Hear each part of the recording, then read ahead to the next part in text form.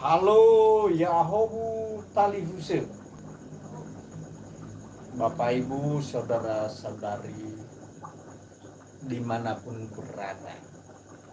Pada malam hari ini ada satu yang perlu kita bongkar. Jadi apa yang perlu kita bongkar pada malam hari ini adalah salah satu tari yang ada di Kepulauan Nias, namanya tari Moyo. Jadi sebelum kita lanjut, mohon maaf, saya harus minum dulu. Ini bukan minuman apa-apa, tapi ini air aqua dan bisa kita lihat ya, biar pembicaraan kita makin hangat, makin serius.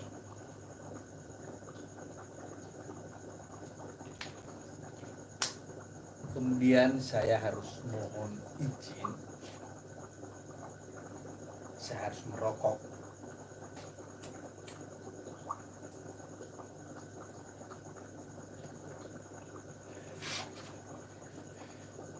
Seperti yang sudah saya sampaikan, bahwa yang akan kita ulas, yang mau kita sampaikan pada saat ini adalah tentang salah satu tari yang ada di Kepulauan Nias, yaitu tari Moyo. Pertama-tama, tari Moyo yang kita kenal di Kepulauan Nias adalah salah satu tari yang dilakukan oleh perempuan, atau tari Moyo adalah tari perempuan, bukan tari laki-laki. Jadi yang kami sampaikan di sini, kenapa orang Nias menggunakan yang namanya tari Moyo, bukan tari kijang. Atau ada satu burung yang terkenal di Pulau Nias, itu adalah magiau, atau yang kita kenal beo, burung beo. Kenapa bukan burung beo, tetapi moyo, burung elang? Apakah saudara-saudara, apakah kita sudah mengenal apa latar belakang kenapa kita menggunakan burung elang menjadi salah satu nama tari yang ada di Kepulauan Nias, yaitu tari Moyo? Jadi biar kita tidak terus bertanya-tanya, atau kita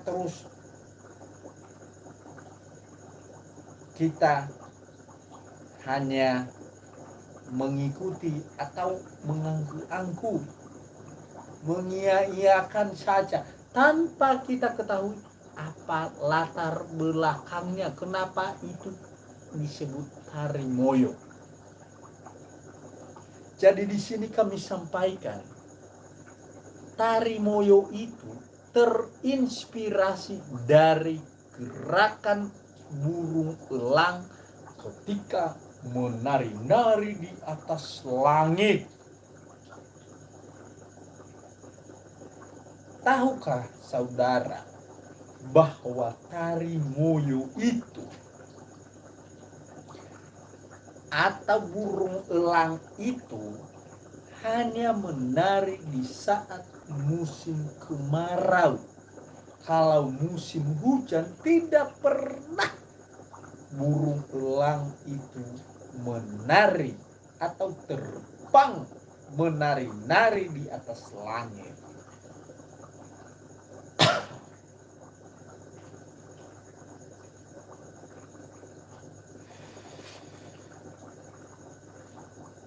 Jadi dulu Bapak Ibu, gerakan tari moyo itu atau tari elang itu terinspirasi dari gerakan tari elang yang sedang menari-nari di atas langit.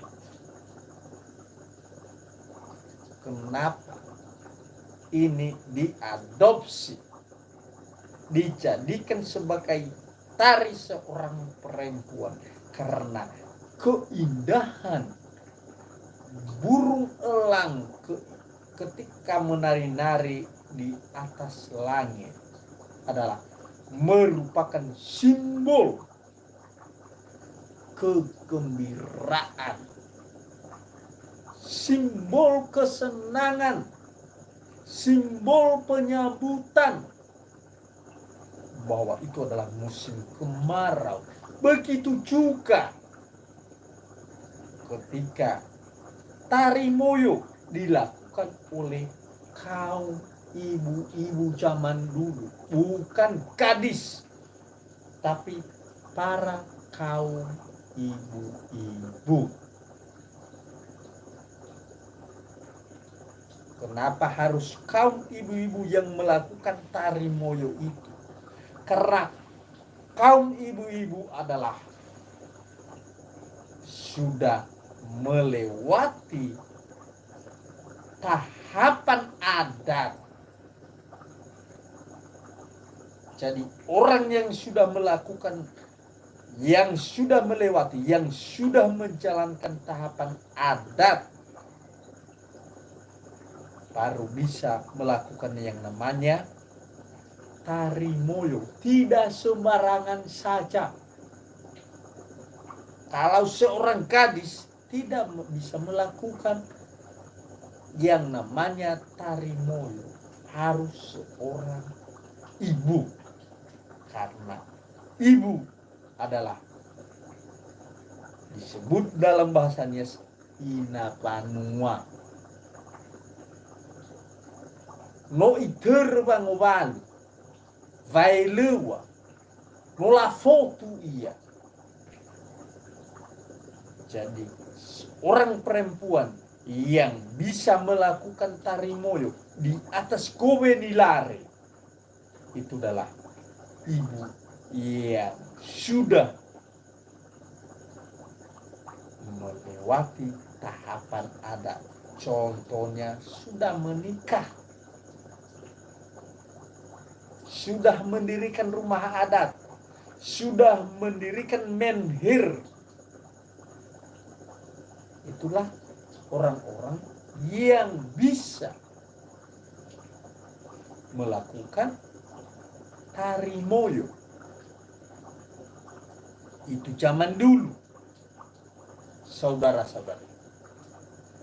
Kalau sekarang tidak, karena yang kita lakukan sekarang hanya sebagai atraksi. Jadi para gadis-gadis tidak dibatasi dalam hal ini. Karena untuk meregenerasi, untuk melanjutkan sebuah budaya itu, karena tidak dilakukan seperti zaman dulu, maka sekarang para gadis-gadis selalu diajari bagaimana melakukan yang namanya tari moyo itu. Itu tentang tari moyo. Kedua, banyak orang yang bertanya dari mana tari moyo. Ya, mohon maaf dulu, kita harus membaca.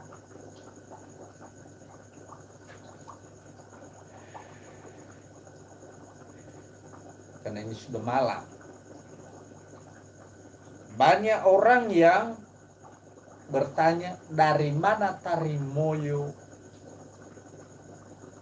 Ada beberapa daerah mengklaim bahwa tari moyo itu dari daerah saya, atau dari barat, atau dari utara, atau dari selatan. Itu dari daerah saya. Boleh-boleh saja. Saya juga bisa mengklaim bahwa itu dari daerah saya. boleh saja karena kita orang Nias. Tapi jangan lupa sejarah, saudara. Jangan lupa Bung Karno sudah mengatakan jas merah. Jangan sekali-kali melupakan sejarah itu. Jadi di sini kami mau menyampaikan, walaupun umur kami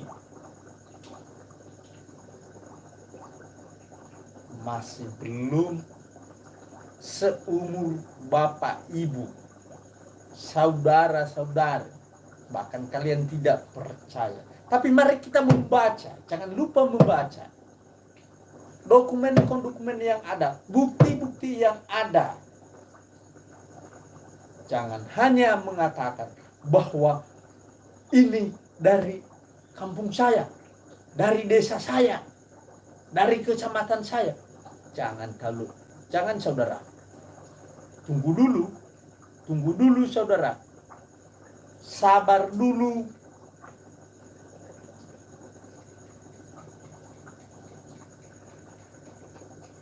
Mari kita berbicara sesuai dengan buktinya.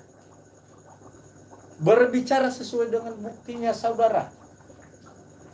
Jangan mudah mengatakan itu dari daerah saya. Karena ini soal identitas kita sebagai masyarakat Nias, sebagai orang Nias. Jangan mengaburkan sejarah. Jangan menghilangkan jejak. Karena ketika kita mengaburkan sejarah, menghilangkan jejak sejarah kita sebagai orang Nias, maka kelak cucu cicit kita makin bingung, saya katakan bingung soal sejarahnya, soal budayanya, soal tradisinya. Tegas ini saya katakan. Mohon maaf kepada Bapak Ibu, para penetua-penetua adat, senior saya, mohon maaf saya katakan ini.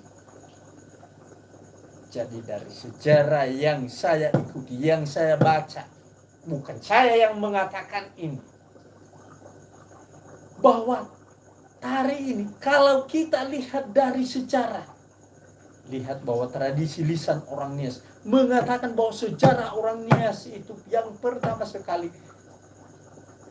asal usulnya itu dari mana? Saya mau tanya kepada Bapak Ibu. Mungkin Bapak Ibu, saudara-saudari pernah dengar dari kakek neneknya, bapak ibunya, pernah dengar bahwa leluhur kita yang pertama itu adalah Hia. Di mana itu diturunkan, saudara-saudara? Itulah di Komo, di Bernadu. Silakan datang di sana. Lihat itu di sana. Di sana banyak batu megalitik. Umurnya berapa? Jadi dari beberapa hasil penelitian, ada yang mengatakan sekitar 3.300 tahun yang lalu sebelum Masehi. Ada juga yang mengatakan ya sekitar 500 tahun yang lalu. Macam-macam. Jadi ingat bahwa menurut tradisi lisan, bahwa asal usul masyarakat Nias itu berasal dari Bernadu, dari Komo, Helawo, Sidelekia. Mungkin Bapak Ibu pernah, saudara-saudari pernah mendengarkan itu. Artinya kita itu diturunkan di sana. Jadi kita ini di Kepulauan Nias ini cucu, anak atau anak dari Hia itu tersebut menyebar kemana-mana di kepulauannya sini, yang masuk di Gunung Sitoli di bagian utara, yang masuk di bagian utara, yang masuk di bagian selatan. Ada nama-namanya. Artinya lagi saya katakan bahwa kita ini asal usulnya dari Kongo. Di situ pertama kalinya kita ini, atau asal usul kita, leluhur kita ini, yang kita percaya dari atas langit yang ke-9 lapisan itu diturunkan di Bernado.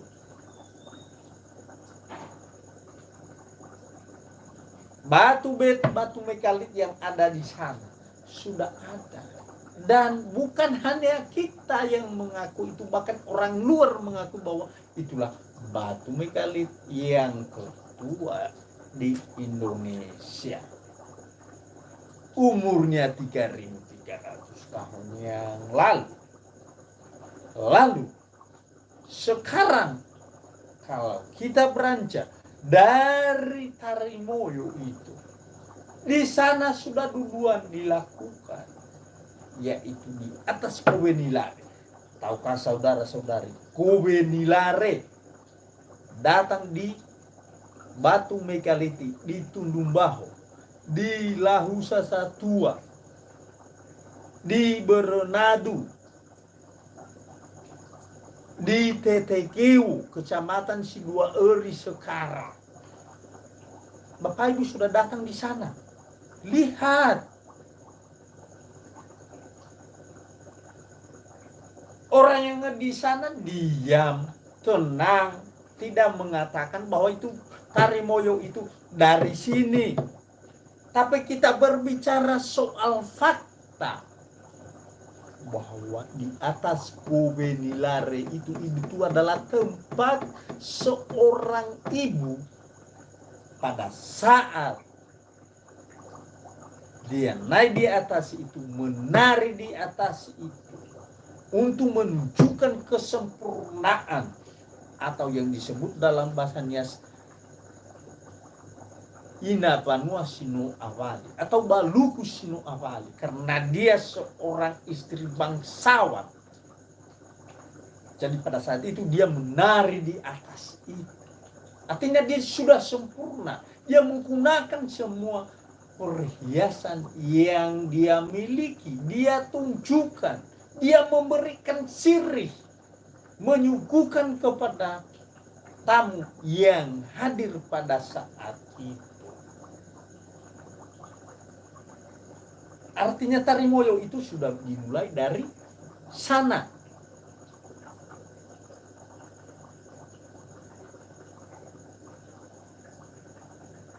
Kita di bagian utara atau di mana-mana, di kepulauan sini, di wilayah kepulauan sini, artinya ketika sampai di utara contohnya, sampai di barat, artinya itu tetap dilakukan. Karena sudah ada dasarnya, sudah ada awalnya. Mungkin Bapak Ibu ada beberapa modifikasi yang merupakan penyempurnaan. Tapi jangan lupa bahwa dasar awalnya adalah dari sana, yaitu dari asal usul kita yang kita percayai itu, yang dikatakan oleh orang tua kita itu adalah kita ini, leluhur kita ini berasal dari Komo, tepatnya di Bernado. Diturunkan leluhur kita itu dari atas langit yang ke-9.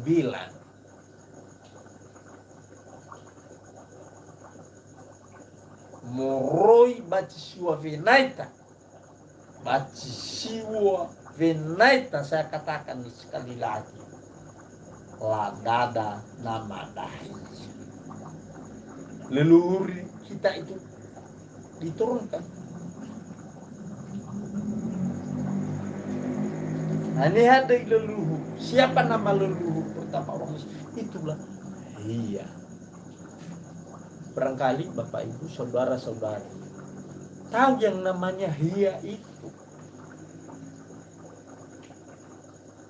Jadi makanya saya katakan tadi, boleh kita mengklaim bahwa tari moyo itu dari daerah saya, dari daerah kamu, dari daerah siapa, asalkan dia orang Nias. Tapi jangan lupa soal sejarah.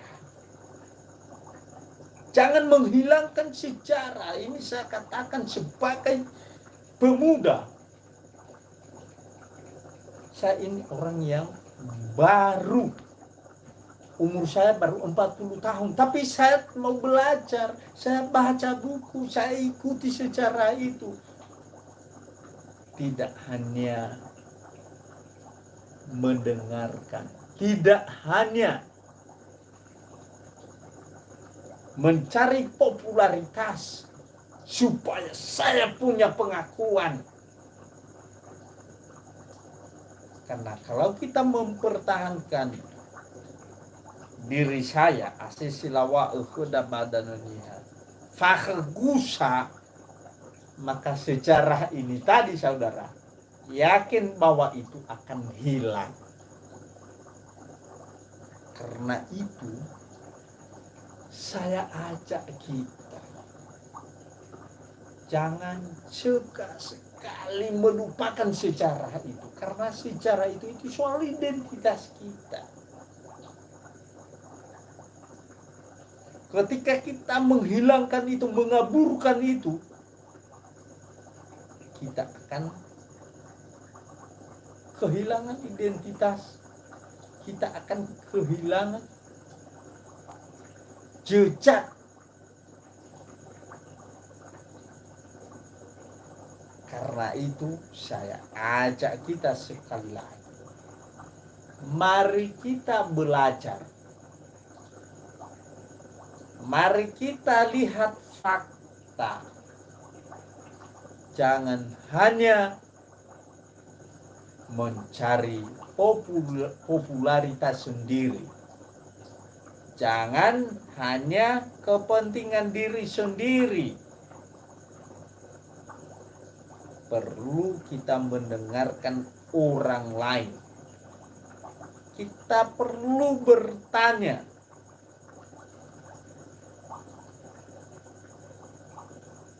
Jangan hanya gara-gara biarlah saya yang makin dikenal. Biarlah saya yang makin ditahu.